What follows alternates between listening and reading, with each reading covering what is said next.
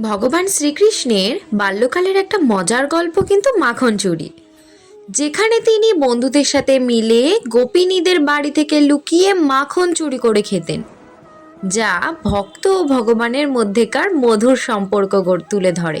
ছোটবেলা থেকেই কৃষ্ণের মাখন চুরির প্রতি খুব আকর্ষণ ছিল।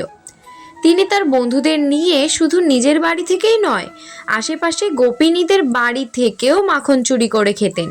মাখন চুরির সময় তিনি প্রায়ই ধরা পড়ে যেতেন, কিন্তু তার মিষ্টি কথা এবং দুষ্টুমিতে সবাই মুগ্ধ হয়ে যেত। মা যশোদা তাকে ধরতে পারলেও তার মায়ায় পড়ে শাস্তি দিতে পারতেন না। এই লীলার মাধ্যমে ভগবান শ্রীকৃষ্ণ এটাই বুঝিয়েছেন যে তিনি ভক্তের ভালোবাসার কাঙাল এবং তার কাছে কোনো ভেদাভেদ নেই। এছাড়াও ভগবান শ্রীকৃষ্ণের বাল্যকালের আরও একটা মজার গল্প হলো যখন তিনি বন্ধুদের সাথে খেলার ছলে যমুনা নদীতে কালিয়া সর্পের দমন করেন এবং পরে তার বাঁশির সুরে মুগ্ধ হয়ে ময়ূর ও অন্যান্য পাখিরা নাচতে শুরু করে, যা বৃন্দাবনের প্রাকৃতিক সৌন্দর্যকে আরও বাড়িয়ে তোলে। এই মজার গল্পটা না হয় অন্য আর একদিন শোনাবো অন্য কোনো ভিডিওতে। ওনাকে কেমন লাগছে দেখতে তা বলার ক্ষমতা বা সাহস কোনোটাই আমার নেই।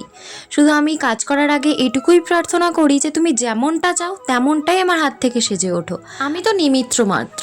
কি অপূর্বটাই না লাগছে। যাওয়ার আগে রাধে রাধে বলে যেতে একদম ভুলো না।